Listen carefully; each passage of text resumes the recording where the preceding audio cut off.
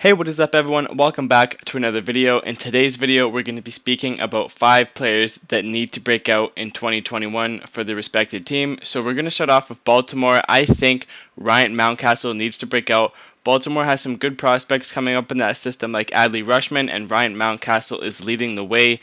The Baltimore Orioles are most likely going to finish last this season, but Ryan Mountcastle can take himself to the next level. If he can do that, I think Baltimore is going to be in a really good position. He's going to be the star of the team this year, most likely. They also have Trey Mancini coming back, so Baltimore is going to be good in a couple years, and I think he needs to break out, take it to the next level, and become the face of the franchise. It's just a matter if he will. Mountcastle has some good power. He's decent defensively. He has some good contact skills. Not a lot of speed, but I think if he can break out and hit like 30 home runs, Orioles will be in a good spot. Going on to the Tampa Bay Rays, I think Austin Meadows has to break out this year for the Tampa Bay Rays. He came over in the Chris Archer deal. Obviously, Tampa Bay has won that trade now because they have Meadows, Glasnow, and they just got Archer back. But Meadows had a down year last year. He's very high acclaimed prospect. There's lots of hype around him. He has lots of power. He has a little bit of speed. He's decent in the field. And he absolutely hammers right-handed pitchers. So I think if he can get developed and live up to the hype that he was supposed to be, hitting 35 to 40 home runs a year and driving in a bunch of runs, especially in Tampa because he's still young, he's not even going to be making that much money. So obviously he probably won't end his career in Tampa Bay. But if he can break out, then he can go maybe get traded to a team that needs some pop in the lineup, and he can play DH. He can basically play anywhere in the outfield, but he mainly plays right or left. So I think Meadows needs to break out this year, and I think he also will because last year was a shortened season, so I think he'll do well this year.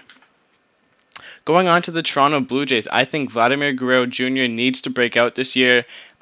He had a decent year last year. Towards the end, he started to pick things up, but this year he needs to break out. I feel like if he can get to what he was supposed to get to, the Blue Jays will be in definitely a really good spot because Guerrero has lost a lot of weight this offseason. He's been practicing extremely hard, so I think he will break out, and if he does, he's obviously going to put up some monster numbers if he can get to what he's supposed to be, and I definitely think he will, and he's definitely the player on the Jays that needs to break out. There were some other players on the Jays that could have another breakout year like Rowdy Tellez or Bo Bichette or Kevin Biggio or Gurriel or Hernandez, but I think Guerrero is the player that they want to break out the most.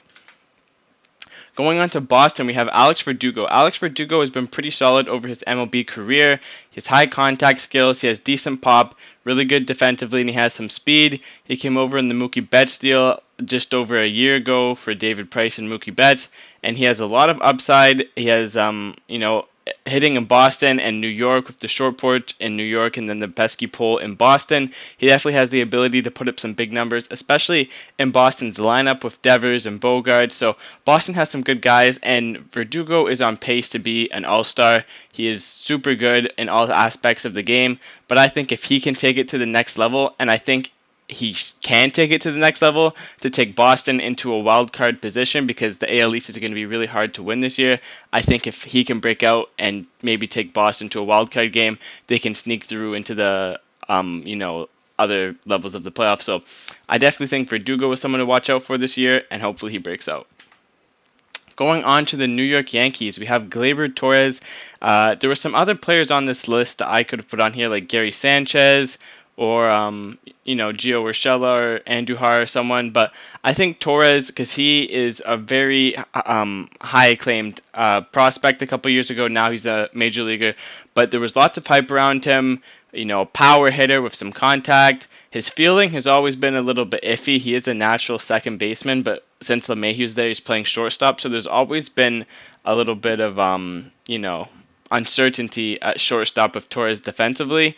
But if he can hit very well like he's supposed to with power and put up 30 to 40 home runs, I don't think the Yankees will really care as much about his defensive skills. But if he goes back to hitting, not even 20 home runs, I think there's some worry. The Yankees have shown lots of promise in him. They got an offer this offseason for Luis Castillo for Gleyber Torres, and they turned that down because of how high they are on Gleyber Torres. So if he can break out, the Yankees are most likely going to have straightaway to the division win, and I think he's going to be a big part if they go into the playoffs, but he needs to break out for that to happen. Just to recap, we have Gleyber Torres for the Yankees, Verdugo for the Red Sox, Guerrero Jr. for the Jays, Meadow for the Rays, and Mountcastle for the Orioles. Let me know if you think there's anyone else that needs to break out this year.